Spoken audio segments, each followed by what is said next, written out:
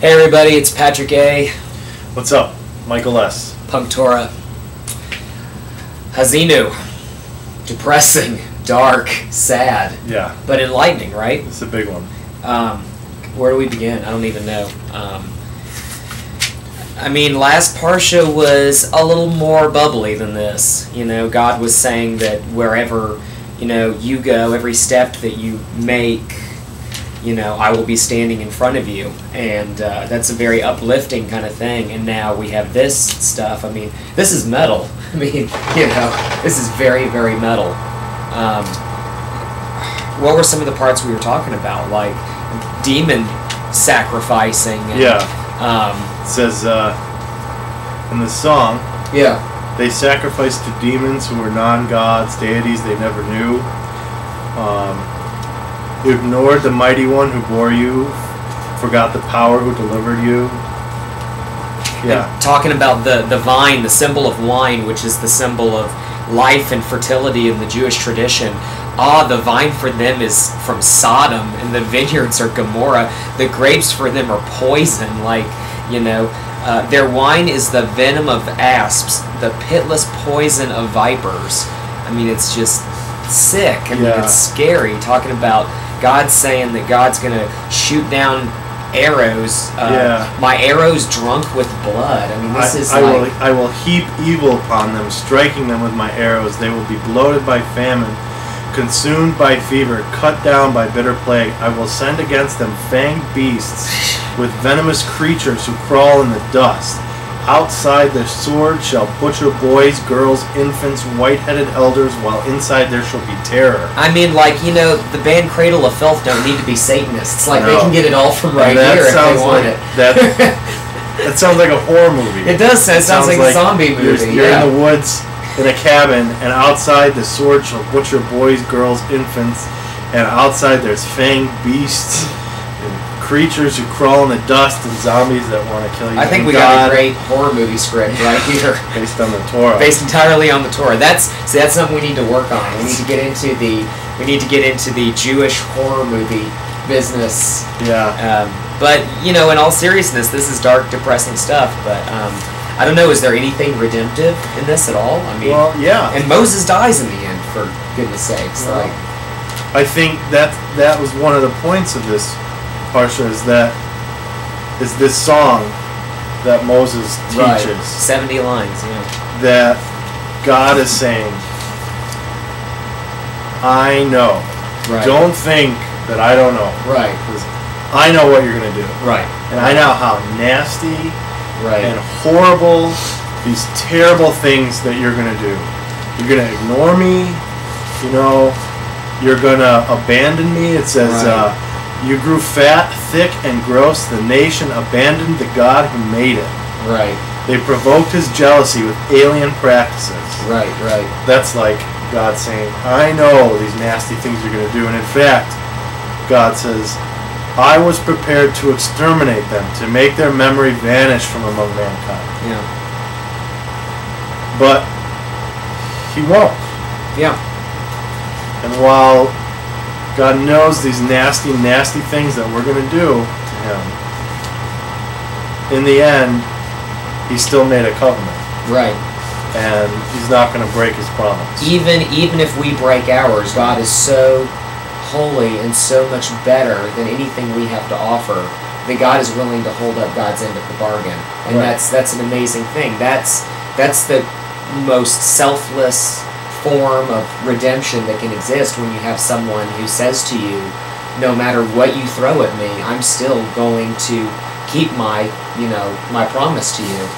That's how many marriages don't stay together because people can't keep their promises to each other. And this marriage between the chosen people and God, God is saying, there is no out for me. I am with you forever, and I will stick it out. I will stick this through despite anything that comes, my way. But that's true, and what I think is important about that is that God does say that. Right. But he also says, if you do these things, which I know you're going to do, I'll forgive you. but there's going to be repercussions. Right. There's always because you did these. You did this. You're not excused from your behavior. Right. You're just sort of excused from having to feel like you have to be perfect. Right. You have to do your best. Right. Because you're going to get punished. Because you're going to get punished. And do your best. Right. Like it says, God will say, "Where is their God, the power in which they trusted? Right. Where are the gods who ate the fat of the sacrifices and drank the wine of their libations?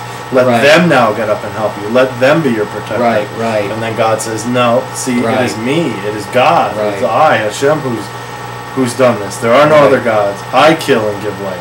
If I hurt, I will heal. Right. But there's no protection from me." And you can't have more than one master. I mean, you can't. And I think this is very good for our time right now. That so many people live according to so many different rules. We have so many obligations now that we haven't had in the past. We've had so many things that we felt we needed to live up to, and in a way, not just in a physical idolatrous sense, the actual bowing down to a god. Right. It's saying here, you have to live by one creed. Right. You have to live by what it says here, which is, that which is harmful to you, do to no one else. Obey me. Listen to what I have to tell you. Live a righteous, godly life. Be good to others. Be charitable. Have justice. You shall seek justice. It's here. And you don't have to bow down to anything else. And when you do, which I know you will, good luck having that rescue you. Good luck having materialism or a political stance or a whatever thing you use to build yourself up, which is not God. Good luck having that restore you in the end. Right. Because it does not have the power. Right. It does not. That's what God says. It does not.